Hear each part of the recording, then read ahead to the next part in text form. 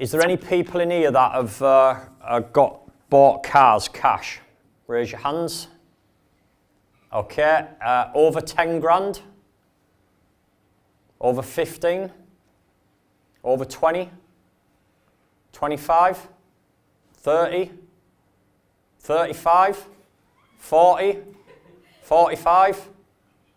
50? 55? 60? What the fuck have you bought? 85 grand. 85 grand? You bought it cash? It's costing you a fucking fortune. Let me write that down. It's up for sale. Fucking will be tonight.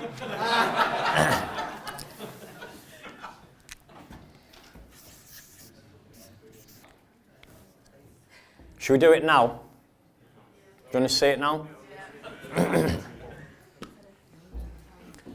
Okay, 85 grand if we were going to the most basic strategy that I would use. Them 15 grand properties, how many could he buy?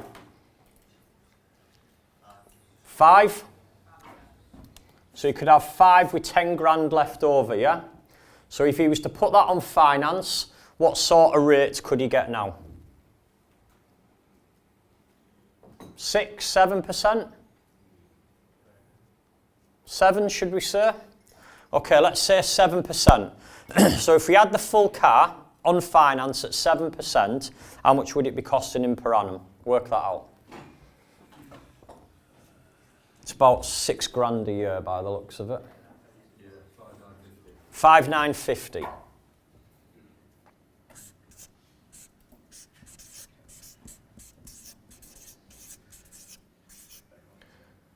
5,950. $5,950.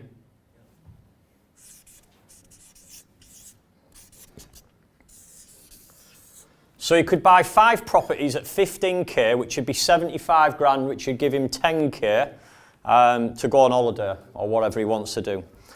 So the interest, if he put the whole car on finance or went to the bank and put that on asset finance or something like that on his business, it would cost him 5,950 a year. We could now do 5 times 3.5 grand on that model. So we could do 5 times 3.5 grand, which is how much per annum?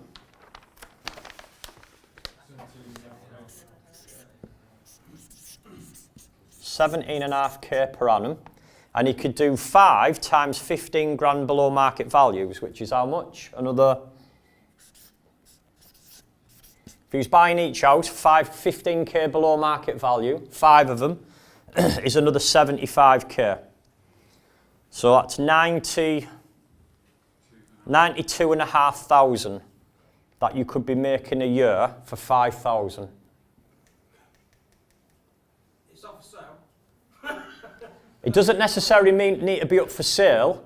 You need to be fucking leveraging that cash, because that cash is sat there. The only question to ever ask yourselves, guys, and it comes back into cost versus ROI. So let's say the interest was 7% APR on the car, and I want you all thinking into this, because everything that I buy, I think like this. Everything, even with furniture in my house, and I'll explain why. I use the money to pay for the things without me having to spend any money. So every single one of you has your own houses, your own cars, furniture for your houses, anything like that at all. The only question is if you can get finance at, say, 7%, and I'm probably being a bit harsh there. I dare to say you could get that less. But let's say it is 7%. The only question to ask yourself is, with the money that I've got, can it make more than 7%? Make sense? So if it could make 20%, you're losing 13% by paying it cash. Does that make sense? If he could only make 6% back with his money, he'd be better off buying it cash. Can you see that? It's a simple equation. One has to happen. One has to be better than the other. It's as simple as that. You need to know that. And if you don't know that on everything you're spending, then your money's not working as hard for you as it could be. Can you see that?